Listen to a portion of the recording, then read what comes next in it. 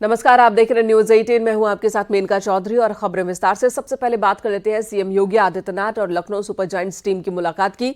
22 मार्च से आईपीएल की शुरुआत हो रही है और उससे पहले लखनऊ सुपर जायंट्स ने सीएम योगी आदित्यनाथ से मुलाकात की और टीम की ये मुलाकात लखनऊ आवास पर हुई है। ये तस्वीरें कल की है जब लखनऊ सुपर जायंट्स टीम पहुंची थी सीएम योगी आदित्यनाथ से मिलने। और ये देखिए, सीएम योगी आदित्यनाथ ने इन सभी को उपहार भी दिया है और खिलाड़ी भी उपहार लेकर पहुंचे थे सीएम के लिए। 22 मार्च से आईपीएल की शुरुआत हो रही है, उससे पहले सीएम योगी आदित्यनाथ से लखनऊ की टीम मिलने पहुंची। टीम के हर खिलाड़ी से सीएम योगी आदित्यनाथ ने मुलाकात की और सभी खिलाड़ी ने सीएम के साथ फोटो सेशन करवाया।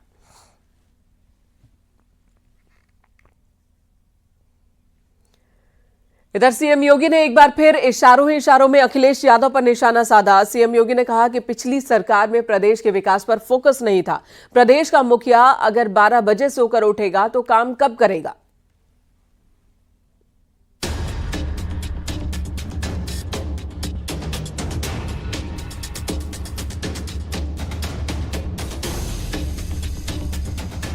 सहारनपुर में सीएम योगी ने इशारों इशारों में अखिलेश यादव पर तंज कसा। सीएम योगी ने कहा कि पिछली सरकार में प्रदेश के विकास पर फोकस नहीं था। प्रदेश का मुखिया अगर 12 बजे सोकर उठेगा तो काम कब करेगा। पहले यूपी में ऐसे ही समय बर्बाद होता था। जब प्रदेश का मुखिया 12 बजे सो के उठेगा तो तब तो 12 बजे सो के उठेगा तो फिर उसको तैयार होने में 2 बज जाएंगे। फिर उनका पिकनिक का समय और अपनी मित्र मंडली के साथ समय व्यतीत करने का समय भी फिर उनका ऐसे ही गाया होता था। सीएम योगी ने समाजवादी पार्टी पर निशाना साधा कि उन्होंने हर जिले में 1 डिस्ट्रिक्ट 1 माफिया दिया था, लेकिन हमने 1 डिस्ट्रिक्ट 1 प्रोडक्ट दिया है।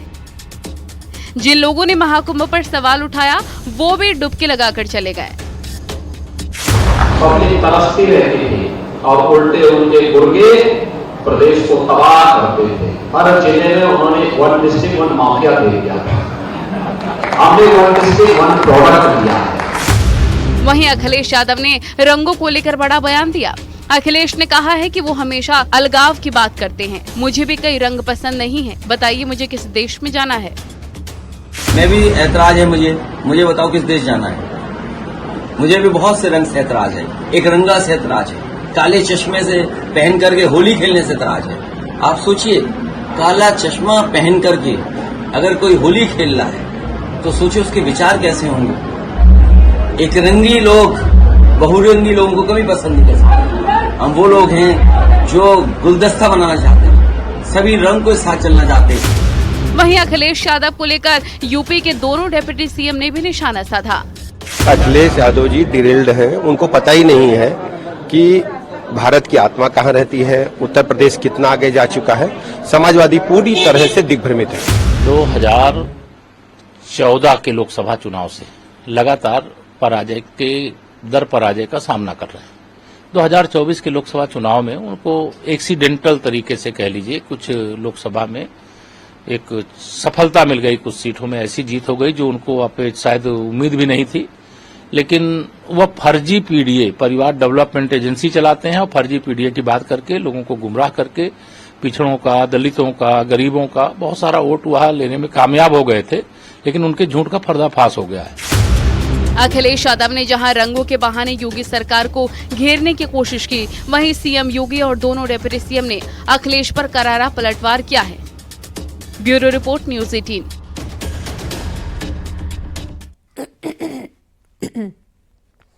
इधर वक्फ बिल को लेकर एसपी सांसद धर्मेंद्र यादव की धमकी सामने आई है। एसपी सांसद धर्मेंद्र यादव ने कहा कि ना तो बिल पास होने देंगे, ना संसद चलने देंगे।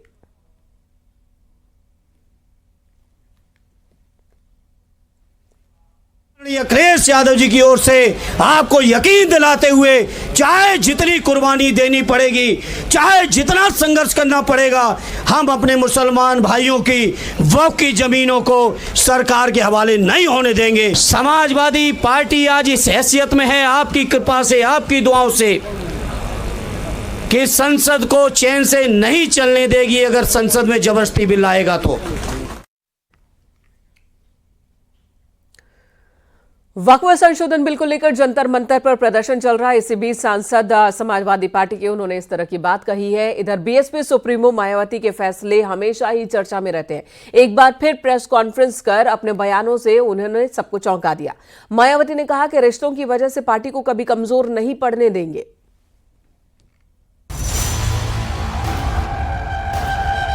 भाई बहन व अन्य रिश्ते नाते आदि मेरे लिए केवल बहुजन समाज का ही एक अंग है।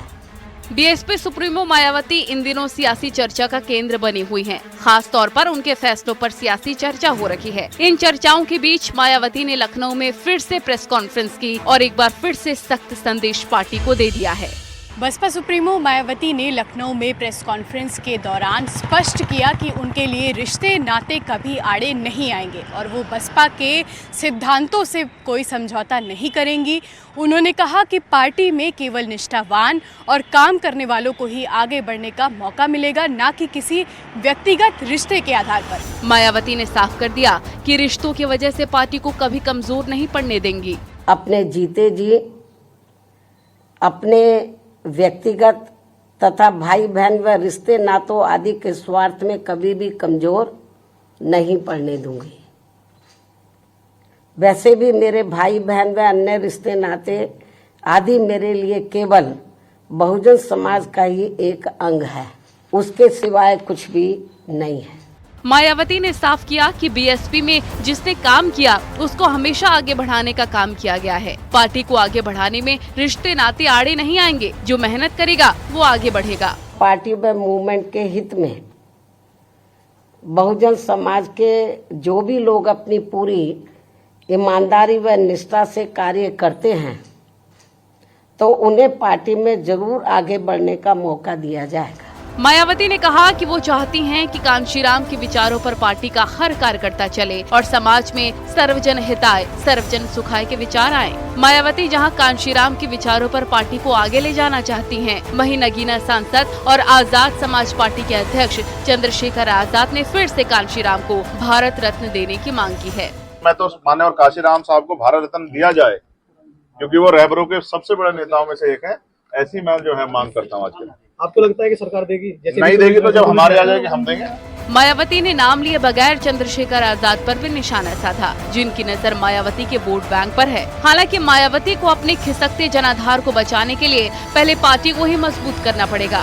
एक पार्टी के अंदर चल रही जो जद्दोजहद है उसका उदाहरण है और इसके चलते मुझे लगता है मायावती के लिए उत्तर प्रदेश में और बाकी देश में अपनी पार्टी के लिए जो भी उन्होंने प्लान किया होगा वो सारी चीज़ें फ़िलहाल होल्ड पे रहेंगी, पीछे रहेंगी, क्योंकि पहले उन्हें पार्टी को एक नेतृत्व प्रदान करना है। मायावती का आरोप है कि विपक्षी पार्टियां बीएसपी को कमजोर करने में लगी हैं, लेकिन हम बहुजन समाज के हित में ऐसी जातिवादी पार्टियों के मंसूबों को सफल नहीं होने देंगे।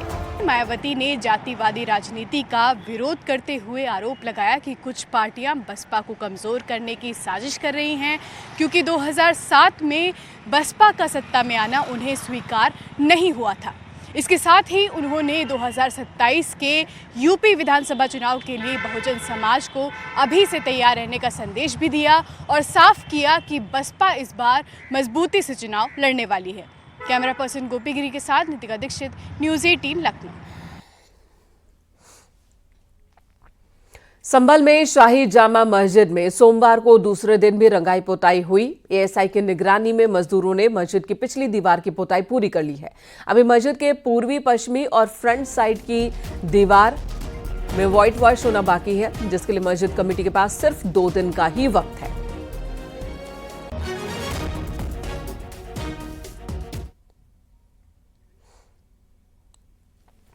तो संभल की शाही जामा मस्जिद में पुताई के साथ साथ लाइटिंग भी की जा रही है। मस्जिद पर दिल्ली से लाई गई एलईडी फोकस लाइट्स लगाई जा रही हैं। जामा मस्जिद की रंगाई पुताई के बाद ईद से पहले रंग बिरंगे लाइट्स की रोशनी से जामा मस्जिद जगमग होगी। कल ही 400 एलईडी लाइट्स का ट्रक एएसआई के निर्देश पर दिल्ली से संभल पहुंचा। मस्जिद की पुताई और लाइटिंग को लेकर मुस्लिम समाज के लोग काफी खुश हैं। संभल की जामा मस्जिद में लाइटिंग लगाने का काम पूरा हो रहा है, तो वहीं लाइटिंग यहाँ पर पूरी तरह से जगमग रोशनी के तौर पर यहाँ पर लगा दी गई है। आप देखेंगे इस वक्त जामा मस्जिद में जो लाइटिंग लगाई गई थी उसको इस वक्त जलाया गया है और खूबसूरती से इसको यहाँ पर दिखाया जा रहा है। अब रमज़ान के मौके पर यहाँ पर आप देखेंगे जामा मस्जिद में जो पिछले हिस्से में पेंट किया गया था वहीं पर इन लाइटों को यहाँ पर लगाया गया है और जलाया गया है, और जिससे इसको चेक भी किया जा सके और उसके बाद ये देखा जा सके कि जो लाइटिंग के लिए हाई कोर्ट के द्वारा कहा गया था कि 7 दिन में लाइटिंग भी लगनी है और पेंट भी करना है, तो आपको यहाँ पर दिखाई देगा। और दिल्ली से स्पेशली इन ठेकेदारों को कहा गया था कि इस लाइट्स को जल्द से जल्द जलाया जाए, क्योंकि जो यहाँ पर मंगलवार का दिन होगा वो काफ़ी लास्ट दिन है, और इसीलिए क्योंकि 7 दिन का समय पूरा होता है। क्या ऐसे में अतिरिक्त समय यहाँ पर मस्जिद कमेटी लेगी या नहीं, ये देखना होगा रंगाई पुताई के लिए। लेकिन फिलहाल लाइटिंग का काम यहाँ पर दिख रहा है। खबर संभल से, इस बार सलार गाजी की याद में लगने वाला मेला नहीं लगेगा। आक्रमणकारी महमूद गजनवी के सेनापति सालार मसूद गाजी की याद में मेला लगाया जाता था, जिसका नाम नेजा मेला रखा गया था।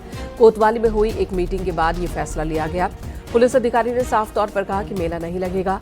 18 मार्च को मेले का झंडा लगाने की योजना थी और 25, 26, 27 मार्च को मेला कमेटी ने मेला लगाने का ऐलान किया था।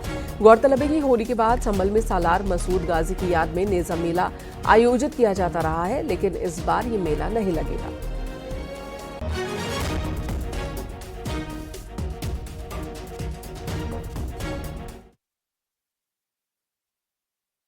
इतिहास गवाह है कि वह महमूद गजनवी का सेनापति था।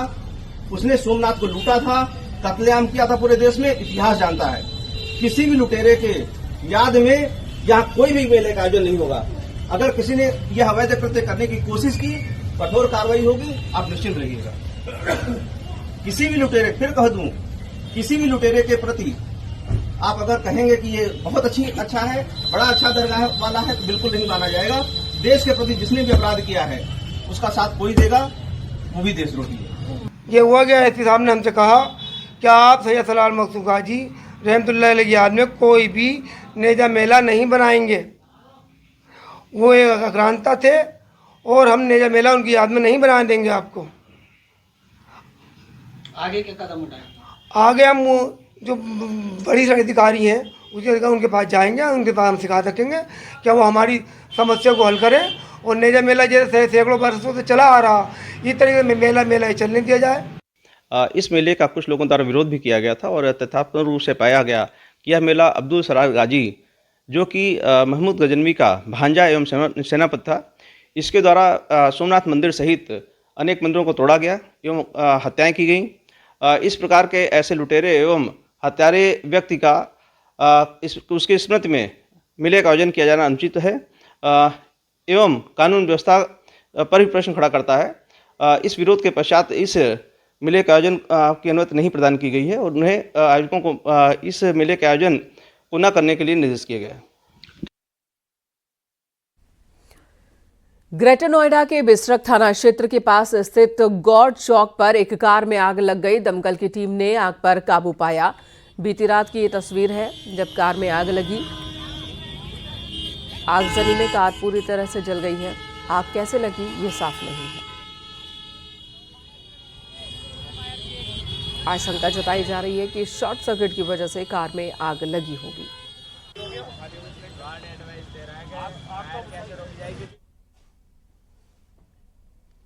और अगली खबर लखीमपुर खीरी से। यूपी पुलिस के एक दारोगा की हिम्मत और जांबाजी ने 5 युवकों की जान बचा ली।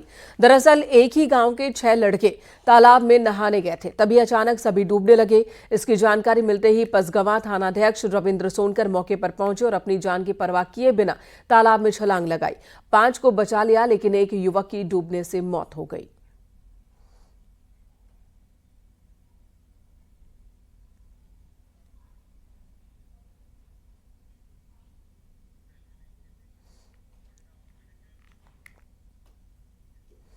फिरोजाबाद जिले के देहुली गांव में 1981 में 24 दलितों की गोली मारकर हत्या हुई थी। इस घटना के 44 साल बाद मैनपुरी की कोर्ट ने 3 लोगों को दोषी करार दिया, जिन्हें आज सजा सुनाई जाएगी। आपको बता दें, मुखबिरी करने के आरोप में डाकुओं के गैंग ने सामूहिक नरसंहार की वारदात को अंजाम दिया था। 24 साल पहले 1981 में नरसंहार में 24 लोगों की मौत हुई थी। 44 साल पहले 9 लोग गंभीर रूप से घायल हुए थे। इस मामले में कोर्ट ने 3 लोगों को हत्या का दोषी माना और आज सजा का ऐलान होगा। सजा को लेकर ग्रामीणों ने दोषियों को फांसी की मांग की है।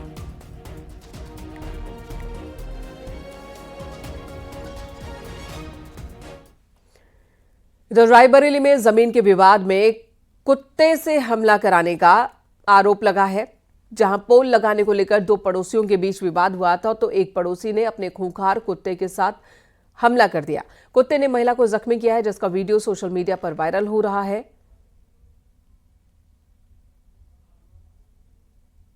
यहां देखिए, एक बच्ची को भी बचाने की कोशिश हो रही है, ऐसा लग रहा है। 2 महिलाएं हैं जो कि लड़ रही हैं। बताया जा रहा है कि ये दोनों पड़ोसी हैं और जमीन के विवाद में दोनों लड़ रही हैं।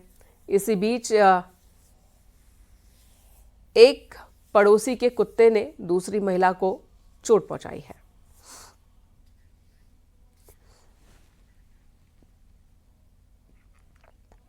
बरेली पुलिस ने डिग्री कॉलेज में पढ़ने वाली 2 ऐसी शातिर चोर छात्राओं को गिरफ्तार किया जिन्होंने मकान मालिक के घर से तकरीबन 15 तोला सोने के गहने चोरी किए, जिनकी कीमत 12 लाख रुपए है। दोनों ही छात्राएं बरेली शहर के एक डिग्री कॉलेज में बीएससी की छात्राएं हैं और बेहद हाई प्रोफाइल घरों से ताल्लुक रखती हैं। दोनों ही बरेली शहर में किराए के मकान में पढ़ाई कर रही थी।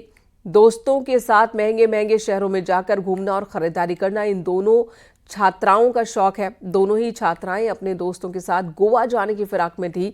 इससे पहले ही पुलिस ने सर्विलांस की मदद से इन्हें गिरफ्तार किया। सारे गहने बरामद कर लिए हैं। फिलहाल पुलिस दोनों से पूछताछ कर रही है और इन्हें जेल भेजने की तैयारी में है।